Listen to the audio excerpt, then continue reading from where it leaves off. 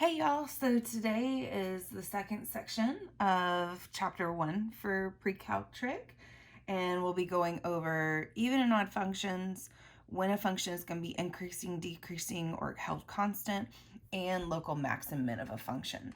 So what you're going to do to find out if a function is odd or even is actually plug in negative x, okay?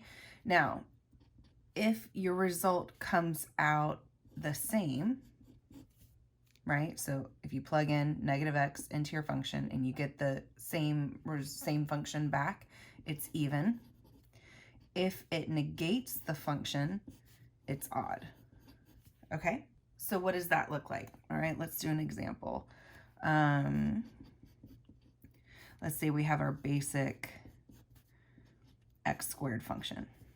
Okay, so the first step is plug in negative x. Okay, solve for it. So negative x squared just gives us positive x squared. And we'll notice that this is the same as this, so it's even. Another example would be, let's do x to the 5th minus 3x cubed, okay? So then f of negative x to the 5th minus 3 negative x cubed. Negative x to the 5th is going to give us negative x to the 5th. Negative x cubed is going to give us negative x cubed. Oops. 5x, and negative 3 times negative x gives us positive x cubed, positive 3x cubed. So now if you'll see, the x to the 5th is now negative, and the negative 3x cubed is now positive 3x cubed, okay? So, which means we essentially negated the entire f function, right? So this function is odd. Now, thinking ahead for SAT and ACT, there's also a way, so we did this algebraically, okay, for even or odd. Now, on your SAT, ACT, they may give you just a graph and ask you, is it odd or even, okay? So even functions have y-axis symmetry. Odd functions have rotational symmetry around the origin. Okay, so for even, they'll look something like, you know, our basic parabola that can move up or down, just not left or right, because it needs to be symmetric about the y-axis, or even our absolute value function. Okay, odd, which means it'll have rotational symmetry about the origin. So that would look like our x cubed function, or just a regular line. Something where if you rotate it about the origin, it's going to give you the same graph. Now let's look at increasing or decreasing.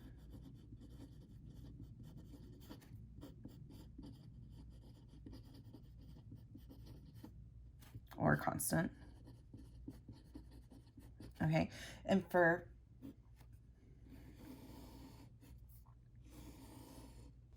these, you're actually going to look at the value of the y as you go across the domain, okay? So let's say we have, let's just do a regular parabola, okay? And you've got the vertex there. So as you go from left to right across the domain, right, because you're always going to go negative to positive, the y value is actually increasing, right? So it's increasing from negative infinity to 1. on the domain, okay?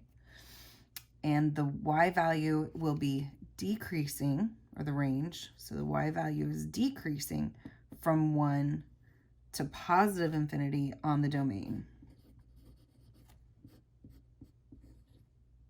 Now, you'll notice I use parentheses for both of these, right?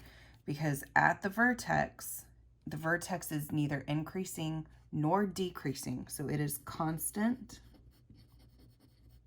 at x equals 1, okay?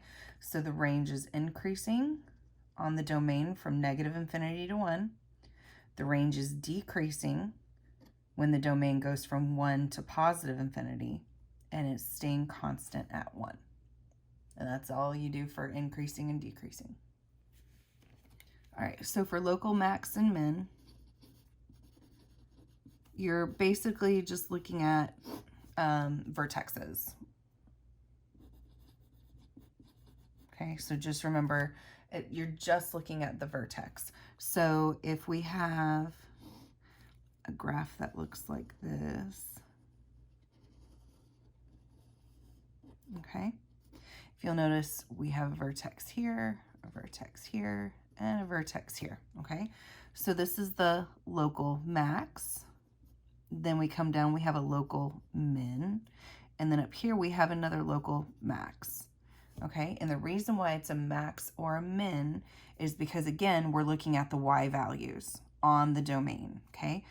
So as we go left to right on the domain, we have a local max y value here, a local max, or a local minimum y value here, and a local maximum y value here, okay? So we have a local max at, 1, 2, sure.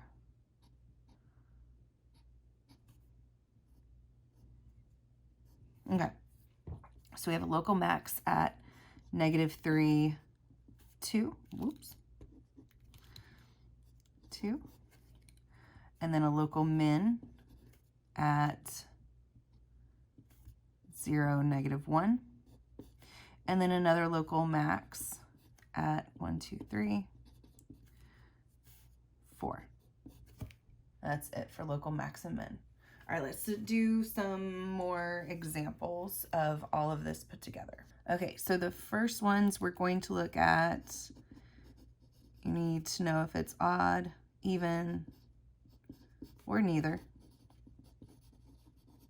Okay, so number 1, let's do f of x is equal to 6x to the 4th minus 2x squared plus 3. Okay, so again, f of negative x